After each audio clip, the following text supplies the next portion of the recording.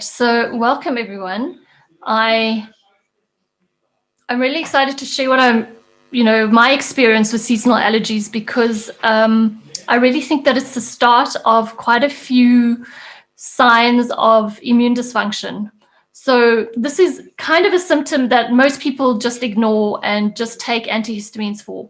And I just, through this webinar, want to just highlight it as something that we just need to be aware of and not just ignore. It's something that we do want to deal with because it is something that can develop into something even worse somewhere down the line. And I know some of you who are already on the call already have autoimmune dysfunction. And so this is just a warning to those who don't have any autoimmune activation that it's, seasonal allergies are really kind of the first sign of you becoming imbalanced in your immune system. Okay, so I think everybody knows me, and I'm not going to spend a lot of time on my introduction.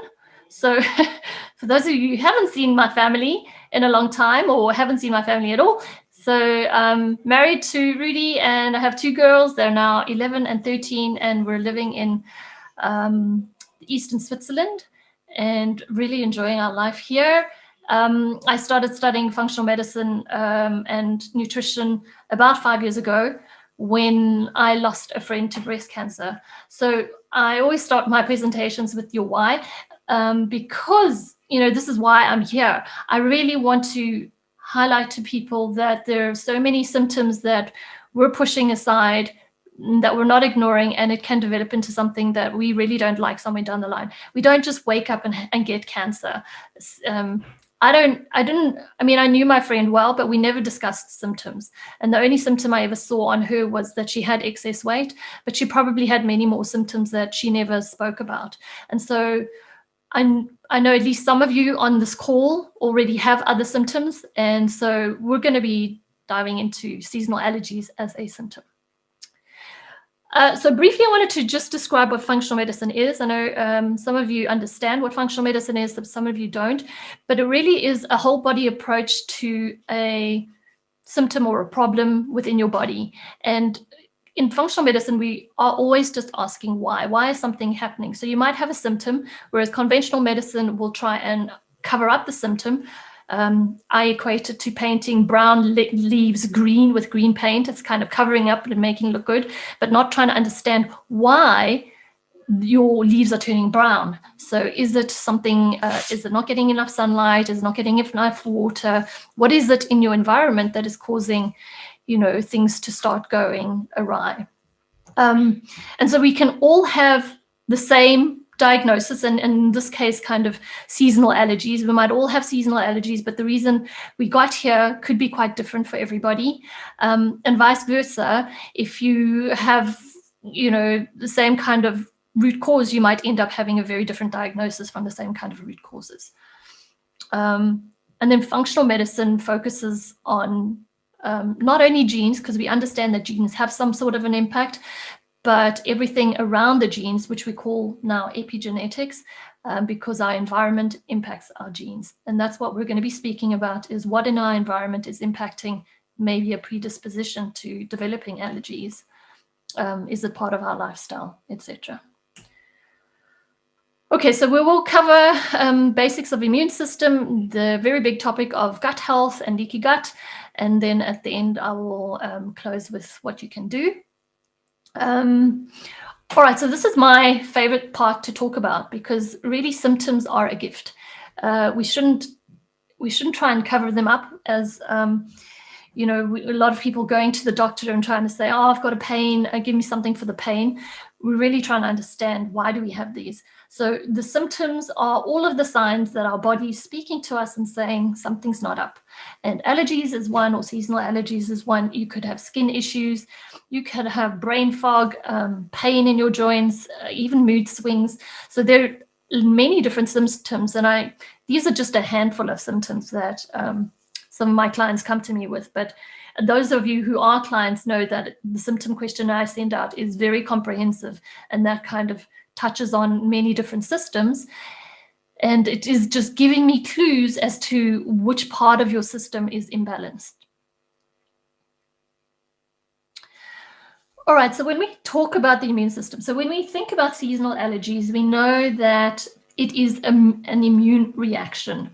And when we're talking about the immune system, we have to think about the gut. So 60 to 70% of our immune system sits in our GI tract. And that's why, part of the presentation is going to be talking about gut health. We have many different surfaces. Our skin is one barrier to our outside world, but all of our mucosal surfaces, whether it's in our eyes or in our nose, or even in our gut, are also acting as some form of barrier. We know that our immune system is heavily dependent on nutrients, and that's why, a nutrient-rich diet is so important to keep our immune systems strong. And I won't go into what kind of immune responses we get. When you're trying to learn about the immune system, you can get really, really complex because our body responds with immune reactions in many different ways. The one thing that you need to know or understand is that the reaction that we're having in seasonal allergies is an IgE, or an antibody immunoglobulin E antibody response, and that's caused by a couple of immune cells called mast cells. And so I'll talk about IgE a little bit later, but we'll get into that. I love to use the analogy of a castle wall when I talk about the immune system. So a healthy immune system is really, its job is to tolerate and to obviously detect and defend. So if you think of a castle wall with a couple of guards, kind of patrolling the wall, and then you have maybe an army sitting inside the castle walls, this is kind of how your immune system functions. It has, patrols that are looking out for any unwanted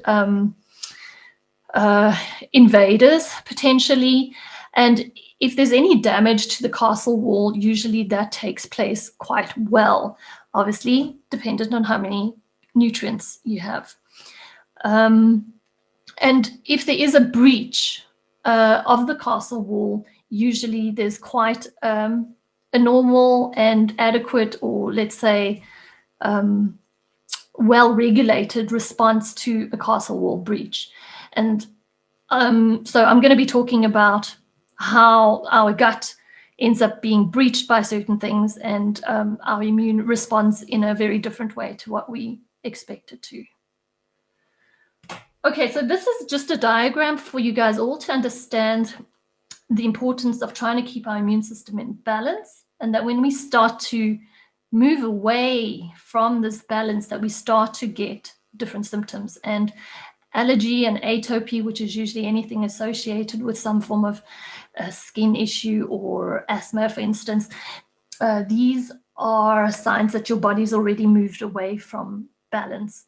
Dysbiosis on the other end of the spectrum is more to do with a microbial imbalance. And these can actually happen at the same time. So it's not like you're moving in one direction only. You could be moving in both directions at the same time. So if you start with allergies and you don't attend to them, allergies are kind of your immune system becoming hypervigilant and starting to attack some things seemingly as benign as pollen or cat hair or dust, for instance, or a piece of food. And if it's doing this for a long time, it becomes so, let's say, over-responsive that it can end up in autoimmune, where it starts to attack your own tissue. So that's what autoimmune is all about, is that your immune system is starting to damage your own tissue.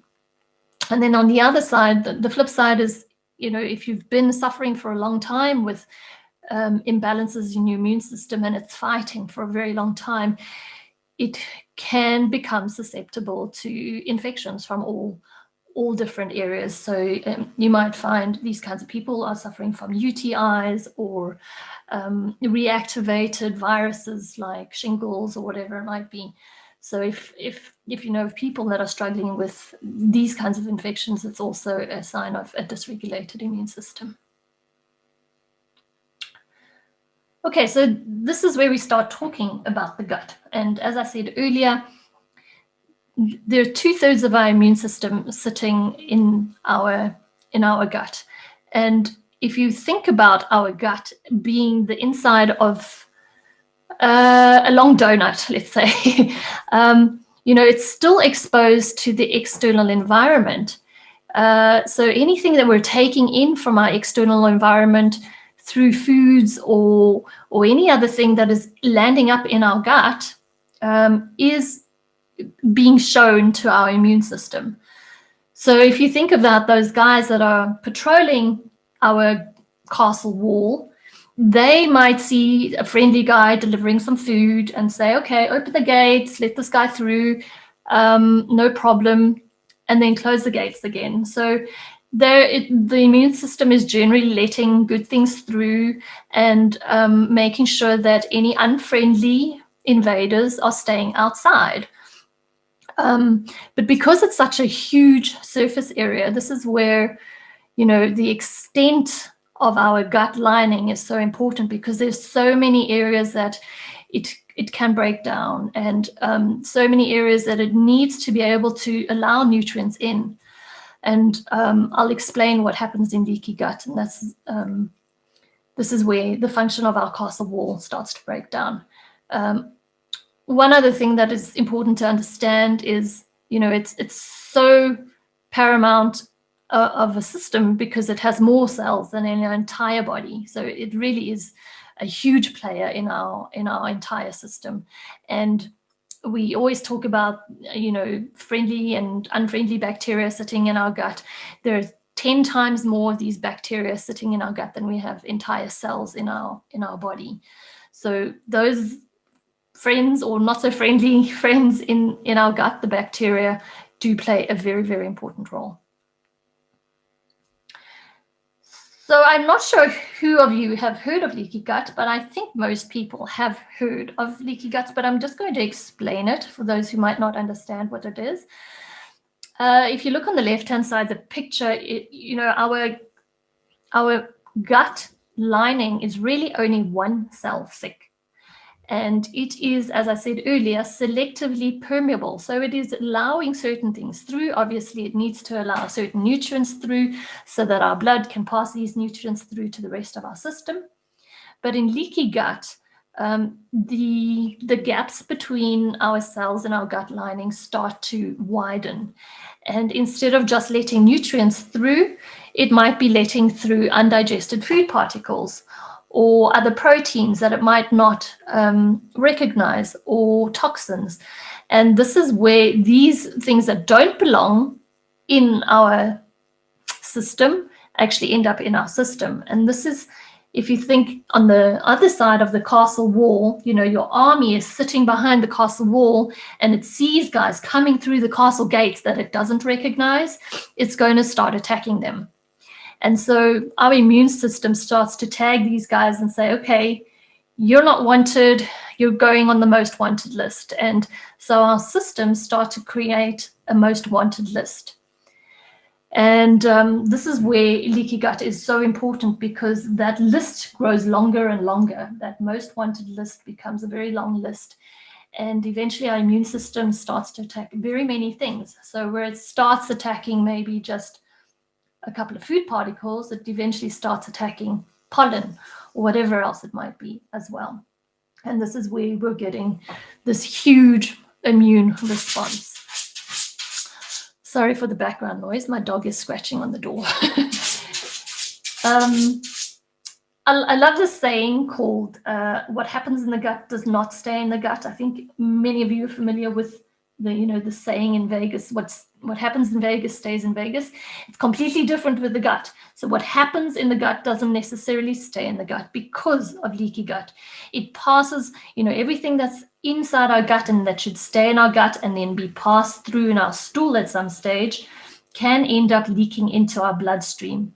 And this is where we end up with so many different symptoms in different parts of our body, because these little particles are traveling right through our body, and our immune system is reacting to these particles that might end up in our joints, for instance, or it might end up in our brain, for instance, so inflammation in the brain. It could end up in our nerve cells in the case of things like multiple sclerosis and other nerve illnesses. Okay, so that's the importance of leaky gut.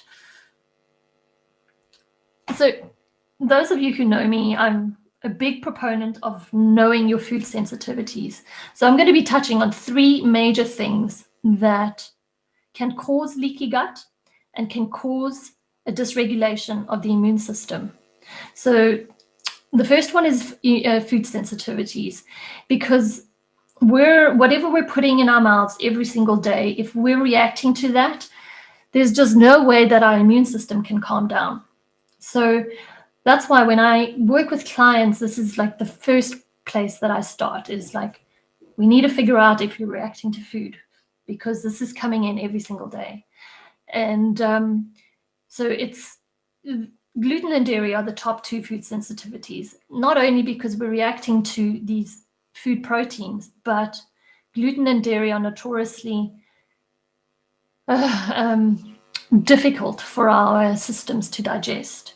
And so these proteins generally cause a lot of issues in our gut. And when those proteins don't break down, because we struggle to break them down, these are the kinds of food proteins that end up in our bloodstream. And so we have leaky gut, and all of these food proteins pass through. Gluten and dairy are one of the famous ones that are passing through. Also, we need to think about whatever might be burdening our liver, because our liver is one of our most important detoxification organs. So we want to help our immune systems by reducing the burden on the liver, reducing the amount of toxins that are going in. So when we're talking about food, alcohol, sugar, caffeine, these are all things that our liver needs to process. Whether they're good or bad is not an issue. It's just something extra that your liver needs to process. And so when your body is trying to process many other things like toxins or chemicals, and we'll get into that, just adding that food component doesn't help. And that's why we remove them. Okay, so I'm going to just briefly touch on that idea about food sensitivities and IgE reactions. So when our body responds to food, usually we're having 3 types of response. One is an immediate response. So you eat a nut and your throat closes. That's called an IgE response. So you'll pretty much know if you have an IgE reaction. So most people who think they have an allergy to food will go to an allergist and say, okay, I think I'm allergic to some foods. Please, can you test me? And the allergist is going to test for IgE reactions. Whereas, yeah, okay, it's not something you really want to do, but you could be testing the foods by eating a little bit and seeing how you react. But you will be able to know because you will react immediately. Then there is something called delayed hypersensitivity, and this is usually something called an IgG response from our body. So your body is creating an antibody called IgG, and it is attaching to food particles that it thinks is a foreign invader. And the strange thing about, or the unlucky thing I would say about food sensitivities, is that our body has usually a delayed response, anything from 2 hours up to 72 hours. So these kinds of sensitivities to food are one of the most under the radar kind of responses to food. And most of the conventional medicine model is not picking these up, or they poo-poo the existence of food sensitivities. But in the functional medicine arena, we highly we find that food sensitivities are highly important in the initiation or the contribution to many chronic diseases. And that's why, yeah, it's like first thing we do. And then the third one is something that you guys probably all familiar with, things called food intolerances. So that word intolerance is more of not an antibody or an immune response, but more of a lack of an enzyme. So lactose intolerance is the most famous one. So if we have lactose intolerance, it means that we do not have the enzyme to break down the sugar lactose. And that's when we would respond to lactose. So it's very different to food sensitivities. And so I have a lot of clients that say, oh, okay, so I might be sensitive to dairy. That means I can have lactose-free milk. No, lactose-free just means that there's no lactose in that dairy product, but you still have casein, which is the protein in dairy, and that is what the delayed food sensitivity is usually reacting to. It's usually reacting to the protein in dairy, and that's why all dairy needs to come out. Okay, so this particular slide is really about how an IgE, oh, my kids and my dog, sorry. The IgE response can release histamine, and this will cause intestinal permeability or leaky gut. And the more you have leaky gut, the more food proteins are going to be passing through, the more your immune system is going to be responding to food particles. And the more IgG antibodies you create, the more IgE reactions you also create. So it's just a vicious circle, and we need to stop the circle somewhere. And that's why we usually start at food sensitivities. Okay, I hope that wasn't too long a complicated explanation. All right, so the second one is toxins, and toxins can be a very broad category. So toxins, as we understand, would be environmental toxins. It could be in your water, in your air. Those are the typical ones that we understand, but also in our food and pesticides. I've got a slide after this, an example. But really what happens is that toxins are just adding to your bucket, so to say. So we respond with histamine in terms of seasonal allergies or allergies in general. And it's kind of a histamine burden. So we start creating histamine as a response.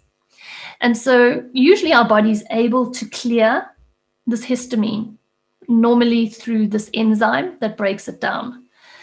But if you're getting too much of a response of histamine, so you're getting it from food and you're getting toxins that your body is responding to, then your body's creating a lot of histamine. And if you are sluggish in clearing the histamine, so your liver function is weak and you can't clear enough histamine, or if you have a microbial imbalance in your gut, you will also not be able to clear histamine well, because the enzyme that clears histamine is actually manufactured in the gut. So any kind of dysbiosis or microbial imbalance is affecting your histamine, your ability to clear histamine. And that's why I talk about the burden on the liver. And of course, toxins, we need lots of nutrients to process these toxins and clear them out of the liver. And so we come back to nutrition. Here are a couple of examples of toxins. So BPA, a lot of you understand what BPA is and that you find it in plastics, but did you also know you find them on the lining of a till slip that when you go to the shops, the till slips that the lady is always handing to you is covered in BPA. The lining of canned foods is also often lined with BPA. So anything that is acidic sitting in a can, like tomato sauce or canned tomatoes, you should really try and avoid those and go for bottled instead. Glyphosate, notorious pesticide, really is involved in a lot of hormone imbalances as well. Phthalates are found in most of our skincare and body care products, so shampoos, creams, lotions, those kinds of things. Look for phthalates and parabens in your skincare products and start removing those. Heavy metals, not something a lot of people are thinking about. Heavy metals found in very many areas. Could be in food, for instance, like tuna, heavily burdened with mercury. So the smaller the fish, the better. So the big fish tend to eat the smaller fish and end up with more of a heavy metal burden. But also tooth fillings, mercury and amalgams, check your dental health. And things like arsenic in rice. So I was very sad to learn that rice is quite heavily burdened with arsenic. So there are ways to kind of reduce its load, but yeah, that we shouldn't be eating too much rice every single day. Food additives we know about, colorants, those kinds of things. Mold is something that a lot of people also don't think about in their environment, in their house. Is there hidden mold? You don't always see it or smell it. So just something to think about. Your cookware lined with non-stick lining, these can cause issues. And then we come to things that most people don't see, and these are infections and pathogens, because these do behave like toxins in your body. Your body has to deal with them somehow, clear them out somehow, and we do need obviously a strong immune system to be dealing with them. And the last point here is endogenous chemicals. I mentioned this simply because there is a trend to want to take supplements just because you think it's going to help you. But very often the minerals and nutrients that our body needs is all about balance. So you might be low in zinc, and so you supplement lots of zinc, and because your doctor told you were low in zinc. But the longer you take zinc, you could be depleting your copper. So zinc and copper work in balance, and yeah, you can end up causing quite a lot of imbalances by just supplementing a single nutrient. And that's why I'm always a proponent of trying to get your nutrients through food first, and then testing to see where there are gaps, and then trying to identify how you can improve those levels. I just wanted to mention here, because I know there's somebody on the call who has thyroid issues. So thyroid is very dependent on iodine, for instance, and we might be getting fluoride through water or our toothpastes, and these halides, fluoride, bromide, chloride, iodide, all work in balance as well. So if you're getting too much from one area, like in your water or in your swimming pool through chlorine, then you're going to throw the balance off in the other area. Okay, so these are just some things to think about. And then stress. Yeah, it goes without saying, stress is not good for our bodies. It downregulates our immune system. It depletes our nutrients.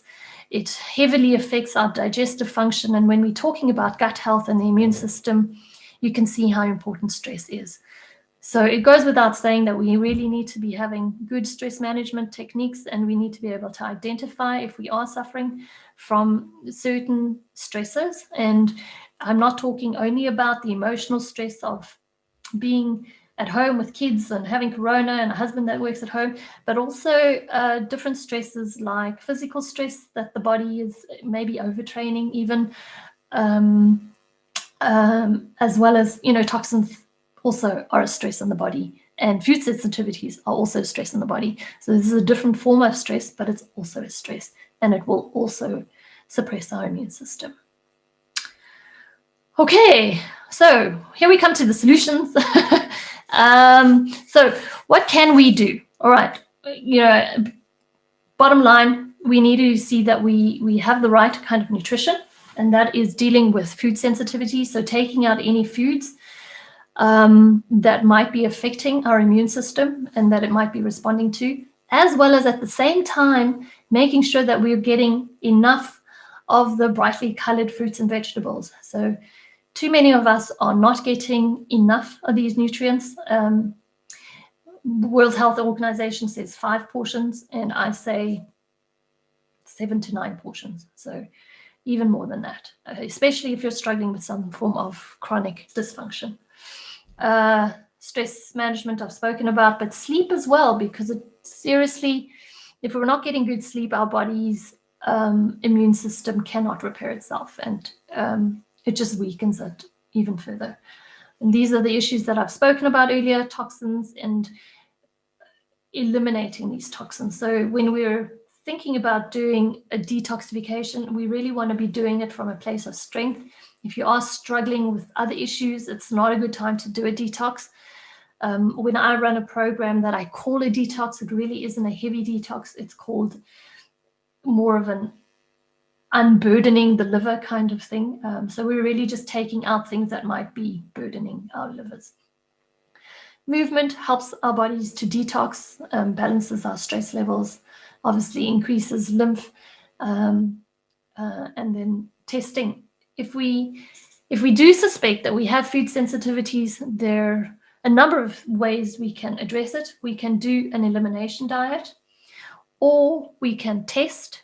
So we can do IgG food sensitivity testings, as well as IgA. So our body responds with a number of different antibodies. And this is the shortfall of testing for food sensitivities, is that our body could be responding with one form of an immune response, and we're not testing that particular form in the test. So I've seen tests that show up with nothing, and for the same person, it shows up with a whole list of things on another test. So it really depends on the kind of test you're using. And yeah, you have to be eating the food as well to know if you are going to be responding to that. So in functional medicine, we say the gold standard is to do like quite a heavy elimination diet. Some of you on the call know of the autoimmune protocol, but that's taking out a lot of notorious food sensitivities and then adding them back slowly and seeing how your body responds. Then you can also test for toxins, you can test for infections, and this is what I do in my gut program, is we're trying to look for various infections that can be picked up on a stool test. So stool tests are generally very useful in identifying certain imbalances, as well as, understanding any other things that might be disturbing our gut health. So that's testing. So I wanted to leave lots of time for us to chat and answer questions. So I just thought I'd put something funny up there. This is an IgE response to eggs, milk, soy. Yeah, but we don't want to be responding to all foods. And I do think that in certain respects, we can heal the gut to a point that you're no longer responding to certain foods.